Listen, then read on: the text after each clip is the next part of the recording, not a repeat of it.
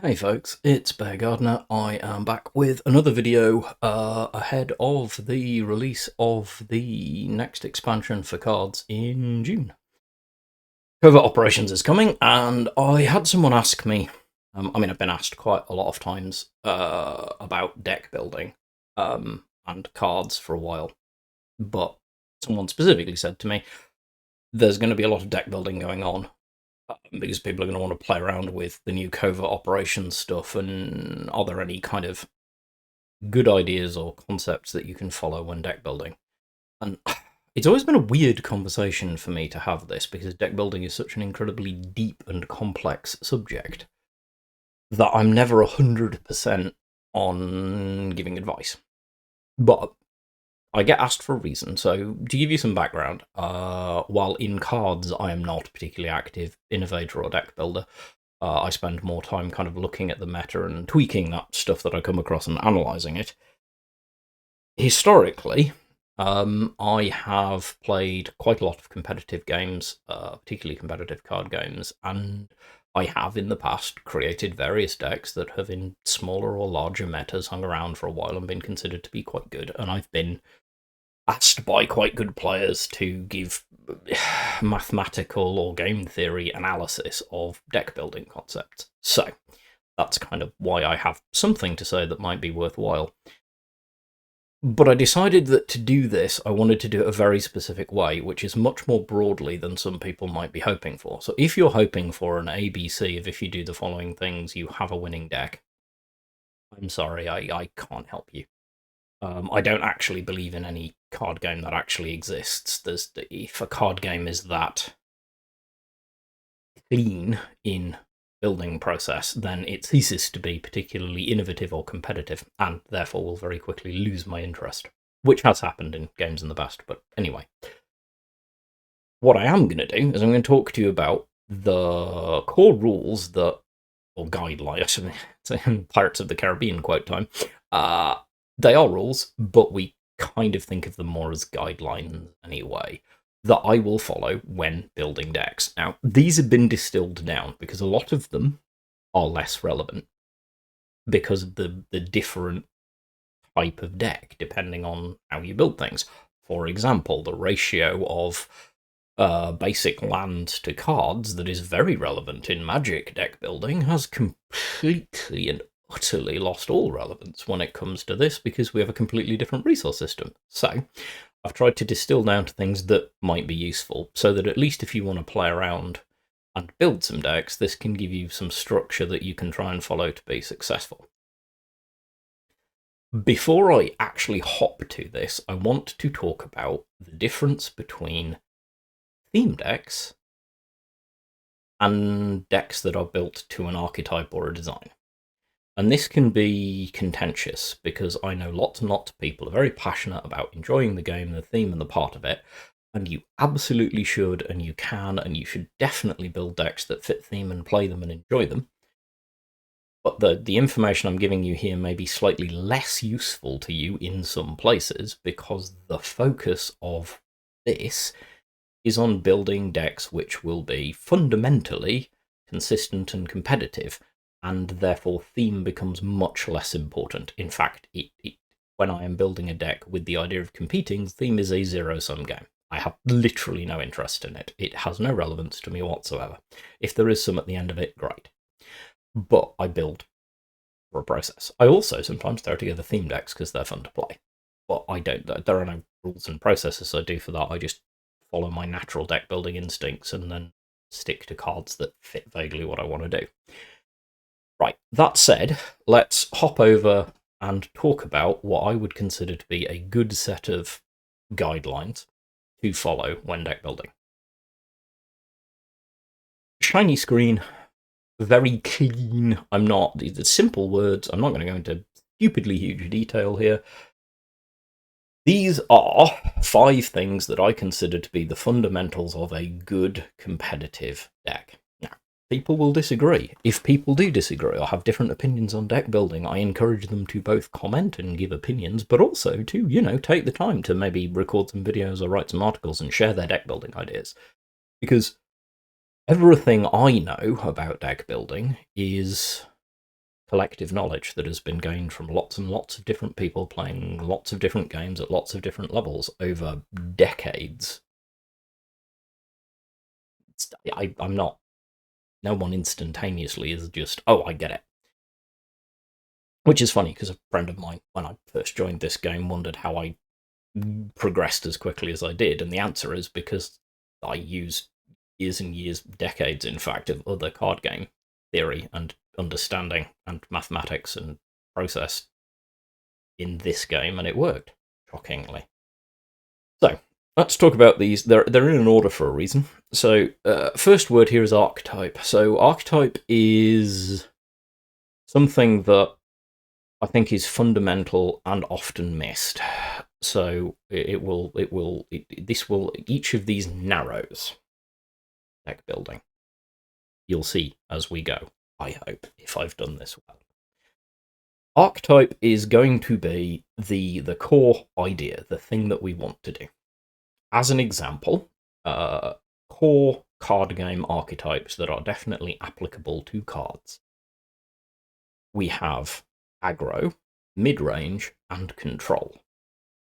So, let's talk about those.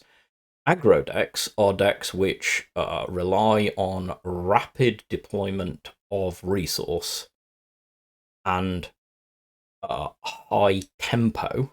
In this case, I am talking about tempo specifically as the use of your resources, be that credits, cards, anything else that you have available to you, to achieve your win condition.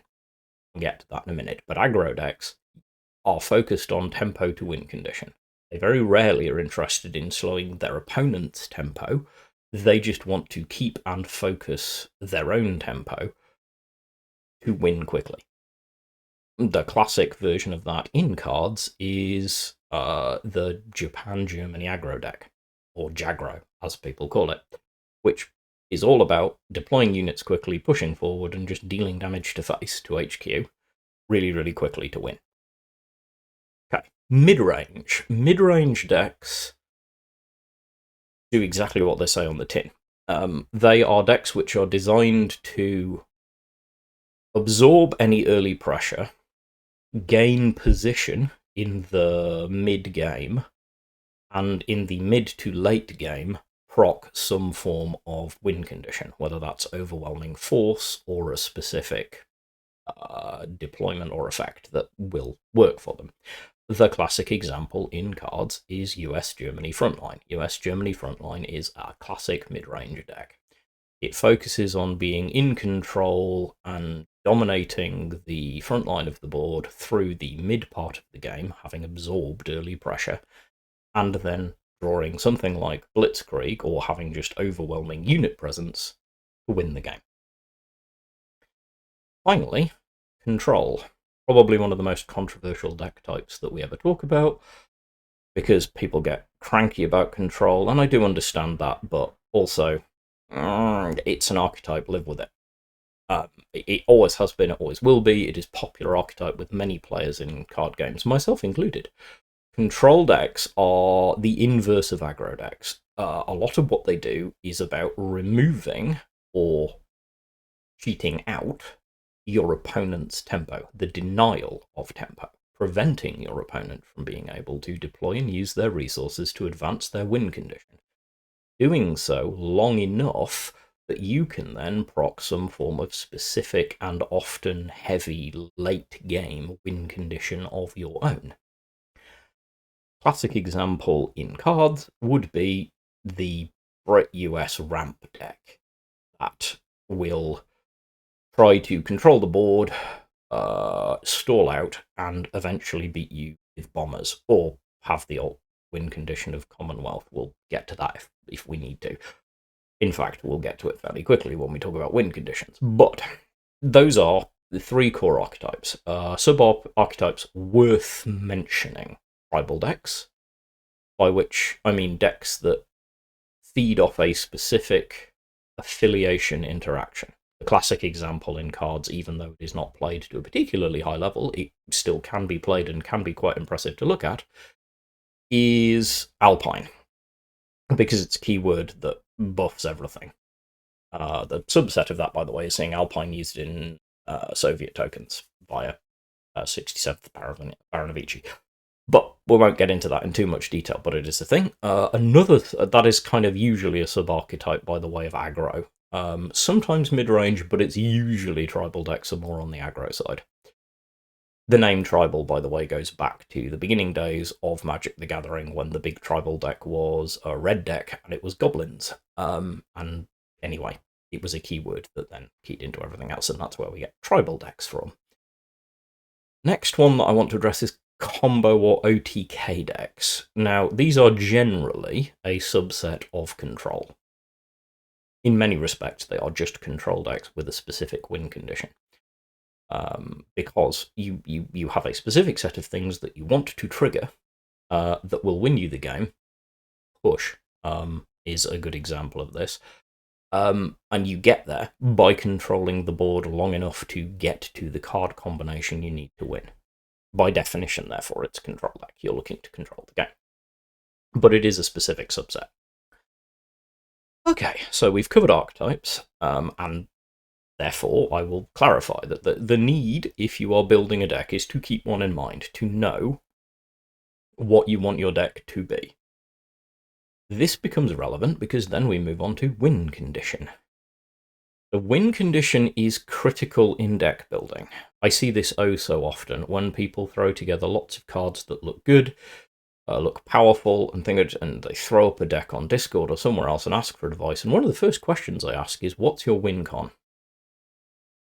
Because by knowing your win con, I can give you more advice as to what to alter or change in your deck to help you get to that win con. And that's critical. Choose your win con early. If you're aggro, think about what it is. Are you just gonna, like Japan, Germany aggro at the moment, although this will change with the new expansion, of course, because Naval Supply Run is disappearing, often is looking to get big wide board and use either Naval Supply Run or Blitzkrieg to get a huge damage turn early on and win.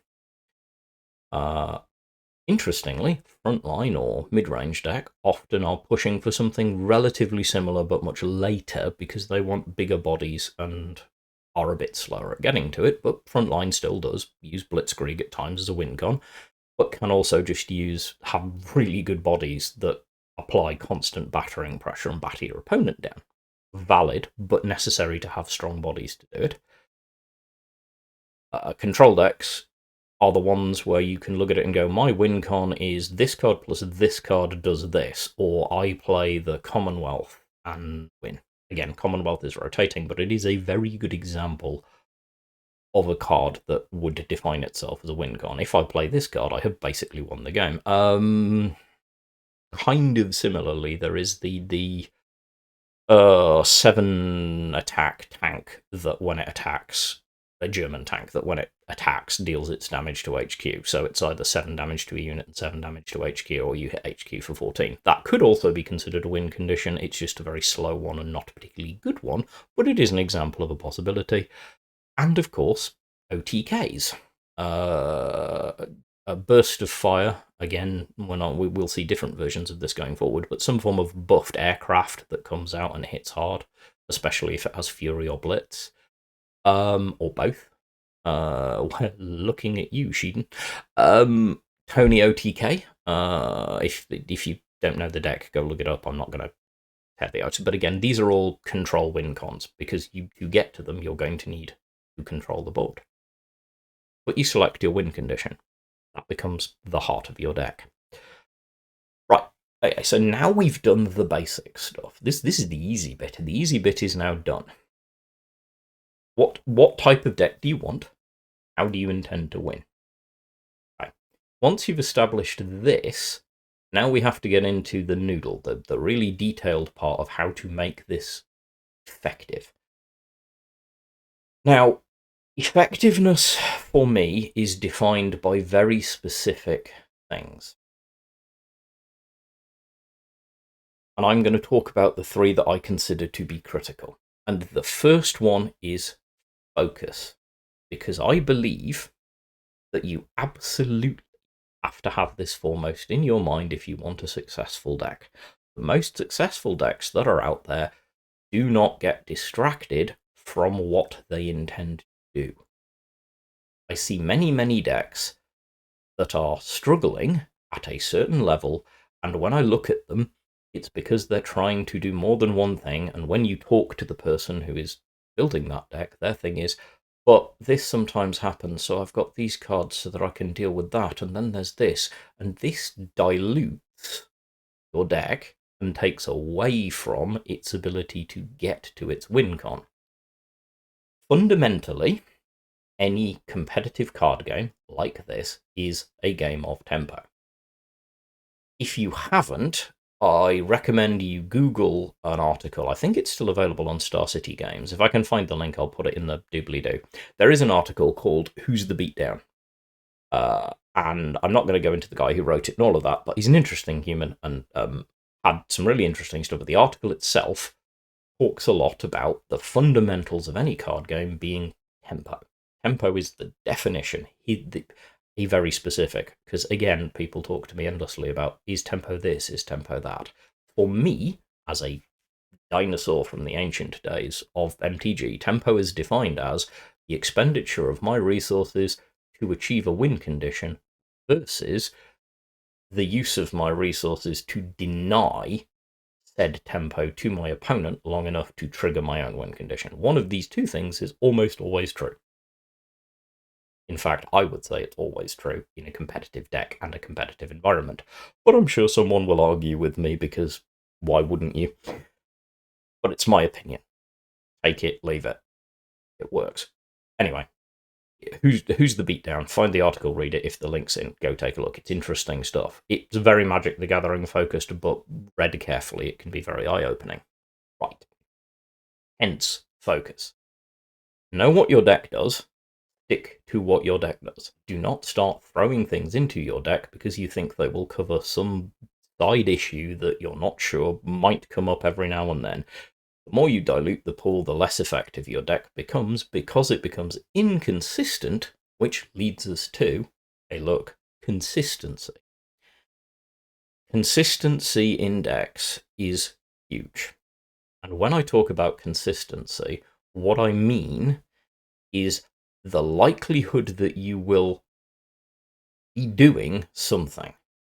And this is where I want to talk about the relative value and importance of standard, limited, special, and elite cards in this game. Elite cards look shiny and powerful, and can often do really cool things. But in general, with some exceptions, are rarely a good idea to focus on as a fundamental of your deck, because you have 39 cards, and it's only one of them. We'll get to that in more detail in a bit, but you limit the likelihood of seeing it. Special cards, kind of the same. But when you get to limited and standard cards, particularly if you can find limited and standard cards that are doing similar things, then suddenly you have a much larger number of cards doing a specific thing. Classic example, aggro decks. Like Japan aggro has lots and lots of 1-drops with Blitz, or 2-drops with Blitz. Because fundamentally, that's the key to what the deck does. So of course, you need to front load lots of them. It's not enough to go, oh, this is a really good one, I'll include 4 and that's enough. It isn't, because you won't see it consistently. What you need is to have enough of them in your deck to know that you're going to see them on a regular basis. Seeing things on a regular basis leads us to the last of my 5 elemental points about card gaming. Card access. I went backwards and forwards on what to call this because there are so many terms that are out there, but I talk about draw, you could talk about deck cycling, different things, but it all boils down to card access. This is a mathematical equation and nothing more. Invariably and absolutely. Sorry, kids, for all of you that are like, oh, there's the feels or the what. No. When it comes to card access in a card game with a fixed deck pool, it is a mathematical equation. Your probability of drawing cards is based on the remaining number of cards in the deck, the amount of cards you're drawing, and the number of targets that meet your criteria, giving you a probability of successfully drawing the card or cards that you want to see. It's just maths. And this is something that should be foremost in your head when you're building a deck. So, where do we get this from? We get this from draw. This is true in every card game. Draw is king. You always want to say, oh, queen, or just imperial ruler or everything. You can call it what you like. But draw is fundamental. Your deck doesn't have draw, your deck is bad. I'll say that again because I really want to emphasize it. If your deck does not have draw, your deck is bad. I can't help you.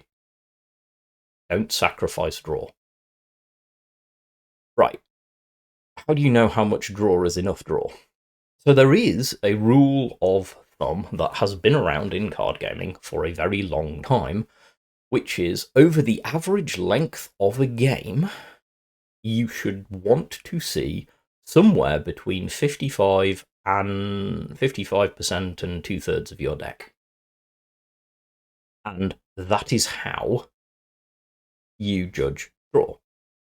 Right, so in cards, if we take a kind of the length of game that I want to talk about here, I don't want to get to the full long games and stuff, because obviously the average length of a game changes depending on how you play. But if we take 10 turns, because it's a really simple number to work with, that means that your core view of your deck is, if you're on the play, you see 4 cards, and mulligan for 4 more. Well, you shuffle back in, but we'll call it 8 for the sake of simplicity, and then you'll draw 9 more. 9 plus 8 is 17, so that's 17 cards that you will see hypothetically, in those turns. 17 is okay, we're there, we're past halfway, but we want to get further than that.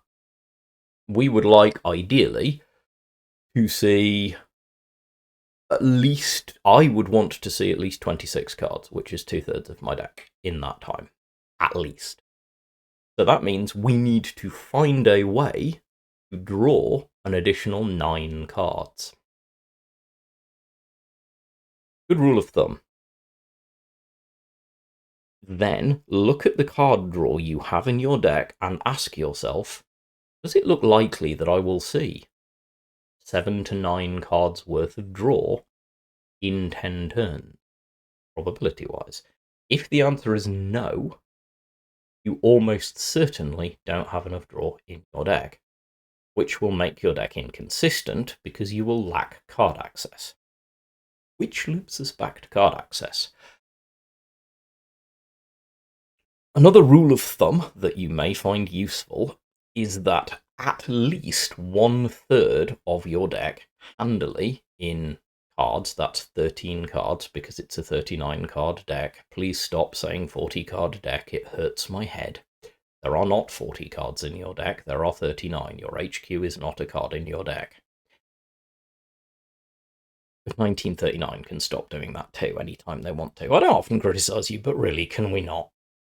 Or just make the actual deck size 40, but I like 39 because 1/3 of 39 is 13, 2/3 is 26. These are good numbers for me.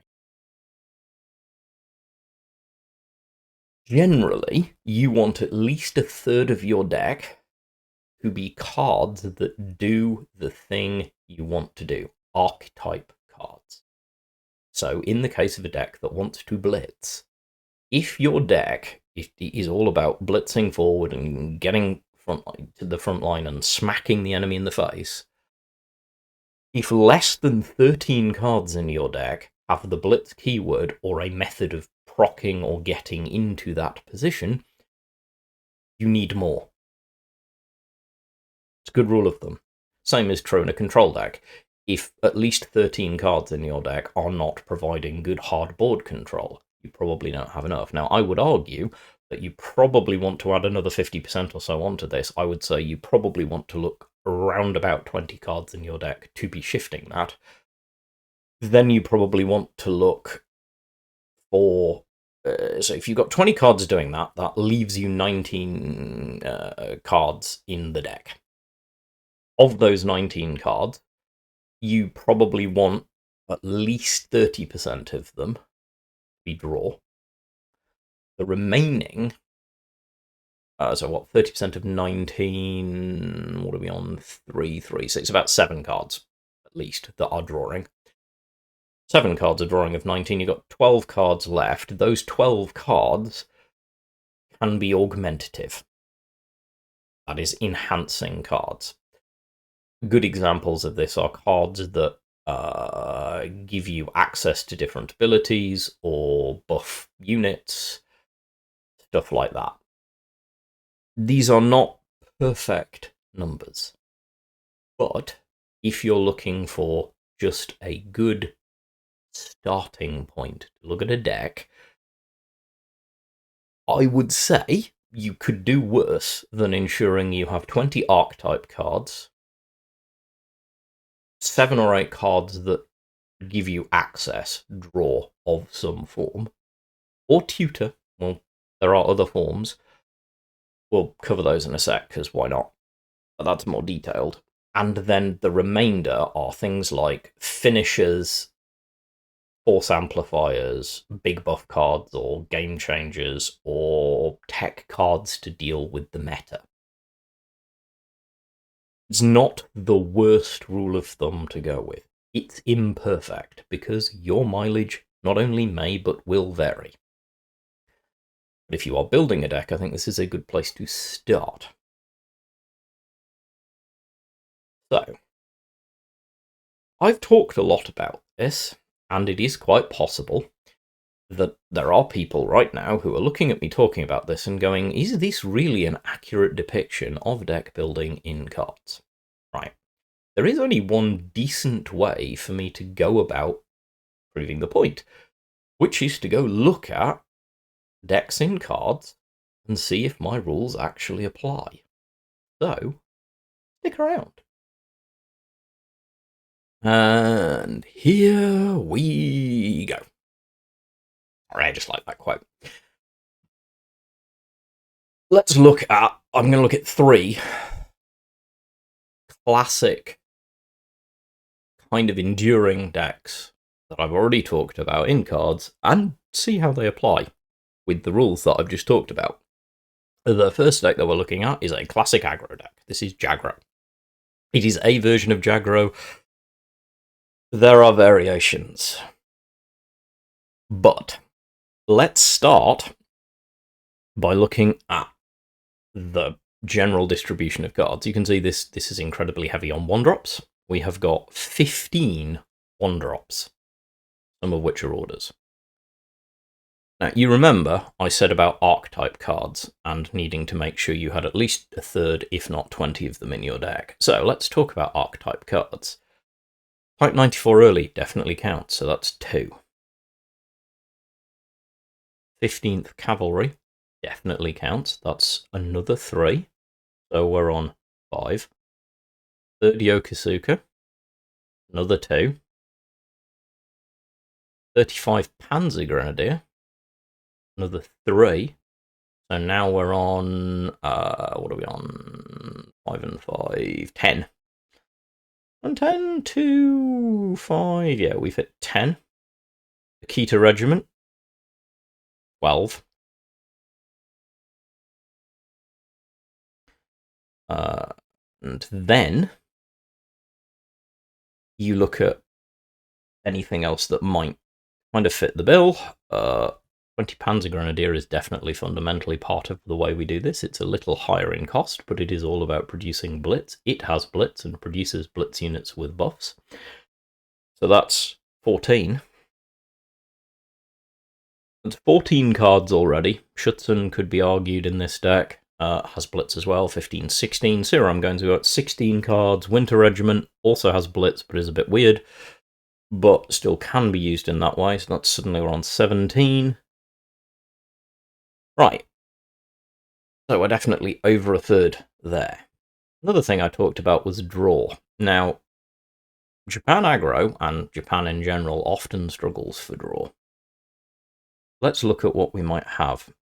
So generally, you will see people run quite a lot of draw cards. This deck does not. It relies on engines. So we're looking at 22 infantry is the draw engine in this deck. On the face of this looks like this has got not nearly enough draw, until you also notice 33rd Recon. That's another 2, so that's 4 cards that are draw. Then you've got Scouting Party, 2 more cards, 6 cards that are providing a form of draw. Finally, I will also point out the value of Enigma. 7th card providing draw. We're on the 7. And then it's kind of important not to forget that this card, which is ludicrously powerful and probably still needs a significant nerf, not only provides blitz potential, good bodies, it also provides, well, better than draw. It adds cards. So we're about 9 cards that are providing fundamental draw. Finishers-wise and augmentation-wise, Sheeden, classic finisher for this kind of deck. Naval Supply Run, classic finisher for this deck. Then we've got things that give us answers to problems. 2nd Raiding Brigade, so Sheeden, so we've got, that's 4 cards so far. Sendai takes us to 5. Bombing Raid takes us to 6.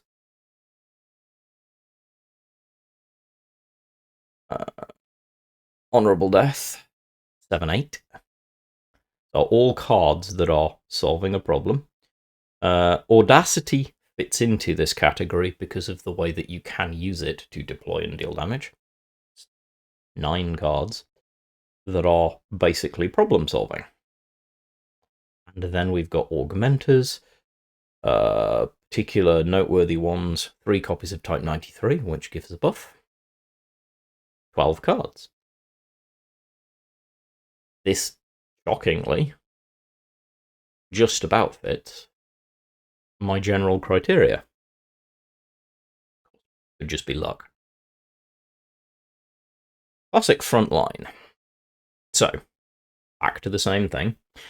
Cards that fundamentally do what we want us to do. So the first thing we see is that we have some good early play and then lots of focus on the middle of the curve. 3 and 4 cost stuff and 2 cost stuff that, spoilers, augments. Right. Fundamentally, we want to get the front line. So how many cards in the deck are doing that job for us? We've got 4 copies of Greyhound, 2 copies of Red Devils, and 4 copies of 164th. So straight away, we've already got 10. 10 1-drops that are already getting us in that direction. Then you got 35T, that's 13 cards. Devil's Brigade also fits the bill because it can blitz. 15 cards. Hellcat can blitz. 17 cards. 17 whole cards already that are kind of doing the thing. So, 18, 19, 20. 5th Rangers. Hello. Now, many of these cards are rotating out, but will be replaced by similar cards in new patterns on this deck. I unfortunately do not have perfect advance access to the new expansion, so don't be crafting cards that have this warning on it. Just don't. But straight away, we're well over the list for the value point. Draw. Historically, not Frontline's best category. We have 22 infantry, which is an amazing engine, so that's 2 cards. And we will almost certainly see 4 copies of Sherman to take us to 6 cards, because Sherman is 2-card draw. Skytrain kind of sort of maybe-ish draw. Don't know how much play it will say in the new meta, but again, so that takes us to about 7 cards that are effectively giving us draw, plus, of course, everyone's favourite 20 Panzer Grenadier, which does everything. So again, 9 cards, we're seeing a good portion of draw. Finishers and control cards to help us with what we're doing. So we've got buffs, 2 copies of 99th, so that's 2 cards. PIR, 3 cards, giving some buffs. Pathfinders, really powerful card, takes us to 4 cards. Blitzkrieg, 2 more for finishers, 5/6 cards. M10A1 for suppress and a body, 13 cards. Rat bombing, 14 cards. I hope by this point I am making my point. This again fits a very similar pattern of distribution of card. It is not an accident that this is the case and these cards and decks are consistent. Classic ramp-ish. I just pulled a ramp deck from the previous meta. Now, ramp gets interesting because there's a control deck and things may look a little different. Because when we talk about archetype cards, we're talking about cards that control the board. So, supply priorities definitely counts. 2. Enemy contact, 3/4, that's controlling the board. Supply shortage, 8 cards, that's controlling the board. Sexton definitely counts, 9 cards controlling the board. Monsoon Rot, 12 cards controlling the board. That's Monsoon Rot, that was Churchill. So that's 12 cards controlling the board. But also part of the archetype is the ability to ramp. It's in the name. So we've got 12, then we add anything that is ramping. So War Bonds, 15 cards, we're ramping. We actually aren't running War Machine in this deck, but we have got Engineers, which gets us a buff off of gaining X credit slots. This is a slightly different looking version of ramp, which is interesting to me, but it also runs an alt win condition, which I'll talk about in a minute. But we're about 15 cards that are archetype tight, 16 when you consider that this is all about the archetype, because it's an orders-driven control deck. Cool. Then we've got draw. 4 cards. Convoy HX175, one of the best to draw engines in the game. Engineers, wrong card. Sincerely yours. 5 cards that are drawing. 5 very powerful draw cards. Quartermasters, 6/7 cards, which, 7 cards that are drawing. Technically, 4 bonds. 8, 9, 10 cards that are drawing. Double duty, never a bad thing. And of course, production order, which creates cards. 12 cards drawing, so we're pushing hard to get to a win con. Not a surprise in a control deck. And then the spread of finishes. Obviously, Wellington, production order are your big bomber finishes. Monsoon, not Monsoon Rot, my apologies. Where's it gone? Commonwealth. Again, lots of these cards are going, I can't help that. But the maths is not going to change. The Commonwealth is an alt win con. But again, this deck is following a similar distribution to the one that I talked about. Right. Wrapping up, because that's probably more than enough from me. Because I could go forever. I could go for literally hours on this subject, because deck building is very deep and very complex. What I've tried to give you, and I'm doing my best to continue to give you, is some basic rules that will allow you, when you're experimenting with deck building, to get off to a decent start, to be able to actually say, hey, at least the deck that I'm trying is probably okay. And those rules boil down to the 5 fundamentals which we talked about. Having an archetype, defining a win condition, focusing on what your deck intends to do, and ensuring that you have consistency in card access. You can tick those boxes. Any deck that you're experimenting with will at the very least have a decent chance of performing the thing that you want it to perform. Whether or not that works in the meta and against the decks that you're playing against, that is way more complicated. And depth and variation and changes are huge. But people asked, Several people now, in fact I've lost count, have asked for whether I would ever do something like this, so here it is. My very basic rules of deck building. Not complicated, it's not hyper detailed, because I want it to be something that you can just take, use as a basis. But I've shown you the way I break things down, my expected distribution of what cards do, and then shown you, hopefully, fairly solid proof that this distribution and method works. 3 decks which have been prevalent and consistent in this game for quite some time now, 2 of them for a very long time, that follow these rules, or at least very similar ones. Anyway, as ever, I hope it's useful. I hope you find it interesting. If you do, if you've got questions, comments, things like that, you know where the comment box is. There's my Discord, which you can join. You can find me all over the place. I'm always happy to talk about it. And do let me know if you want like more stuff like this and how noodly you want me to get. Because believe me, there is a rabbit hole. There is a rabbit hole you can go down in deck building, which is just endless. But I try not to go down it too much when talking to players who are newer to a game, because I personally think just some fundamentals is better than getting silly with it. But hey, maybe you disagree, or maybe you have other points that you would give as advice. But as ever, stay well, be good human beings, and I will catch you next time.